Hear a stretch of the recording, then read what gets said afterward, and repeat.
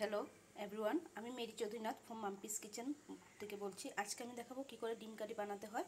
তো ডিম কারির জন্য আমি দুটো পেঁয়াজ নিয়ে নিয়েছি, একটু আদা নিয়ে নিয়েছি, দুটো বড় টুকরা রসুন নিয়ে নিয়েছি, একটা টমেটো নিয়ে নিয়েছি, আর কাঁচা লঙ্কা 3-4টা ছোটো ছোটো নিয়ে নিলে হলো। তার জন্য ডিমটা সিদ্ধ করে নিয়েছি আমি। এখন ডিমটাকে আমি ছিলে নেব, আর পেঁয়াজ টমেটো এগুলোকে আমি কেটে নিব। ডিমগুলো আমি ছিলে নিয়েছি, ডিম সিদ্ধগুলো, আর বাকি পেঁয়াজ, আদা কুচনো, রসুনগুলো কুচিয়ে নিয়েছি, টমেটো কুচিয়ে নিয়েছি, একটু ধনেপাতা কুচিয়ে নিয়েছি, এরকম করে রেডি করে নিয়েছি। এখানে আমি সরষের তেলটা গরম করে দিয়েছি, এটাতে হলুদ লবণ মেখে ডিমগুলোকে একটু ভেজে নিই।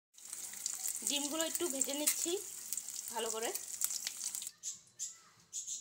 ডিমগুলোকে ভেজে তুলে নিয়েছি ভালো করে। এখন এই গরম তেলটাতে সব কিছু আমি দিয়ে দেবো, শুধু ধনেপাতাটা লাস্টে দেবো।